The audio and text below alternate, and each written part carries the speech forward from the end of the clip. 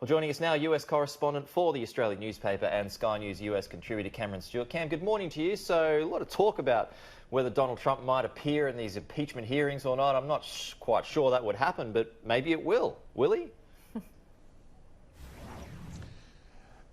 Pete, I would say there's zero chance that you'll see Donald Trump actually appearing in person in front of these hearings. You might recall during the Russia investigation, the president said he'd be happy to meet with the special counsel, Robert Mueller. In the end, the lawyers advised him strongly against it, and he did end up giving testimony then in written form. And so if you're going to see Donald Trump giving testimony to the impeachment inquiry, it will only be in written form, because it would be such a potential perjury trap for him to go in front of the committee and be cross-examined under oath. So, you know, but people were surprised here in Washington about this offer, even, well, the fact that he would seriously consider the idea of actually giving testimony by writing. I mean, that would be better than nothing for the Democrats, but, you know, it's interesting to see whether Donald Trump's just playing games here, because he says he doesn't want to actually give any credence to what he calls the no due process impeachment hoax.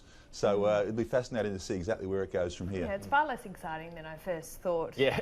It's a good headline. It is a great headline. But Donald Trump, I mean, it wouldn't even be in, you know, his trademark tweet form, and it'd be, you know, checked and rechecked and rewritten by staffers.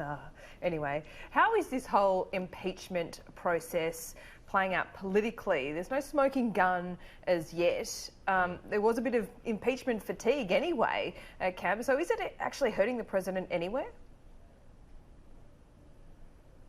Well, it's a good question, Laura, because people are paying a lot of attention to it, but it's not really gripping in the country. You know, it's not something that people are coming to a standstill. They're not standing outside of stores looking at television sets, anything like that, you know.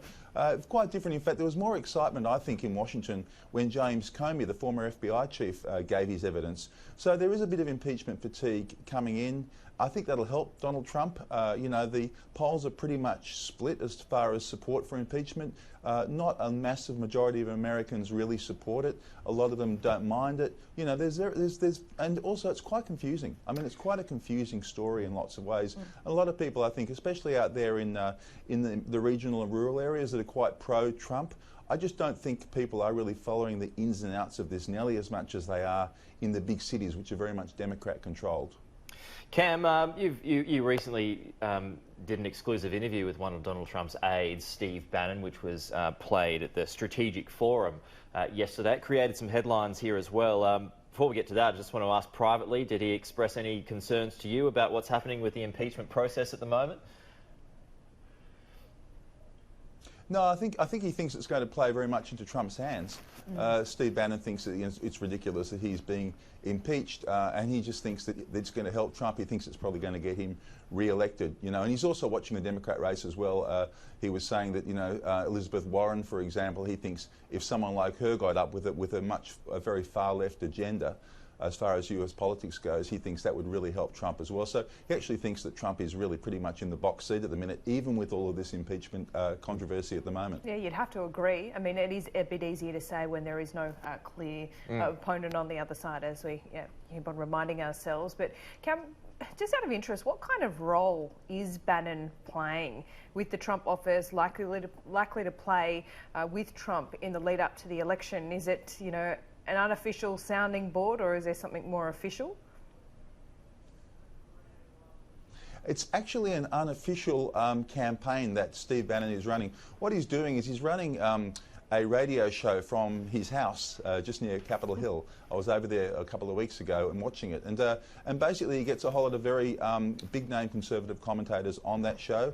It broadcasts out to a bunch of states here. It's got a reasonably good following.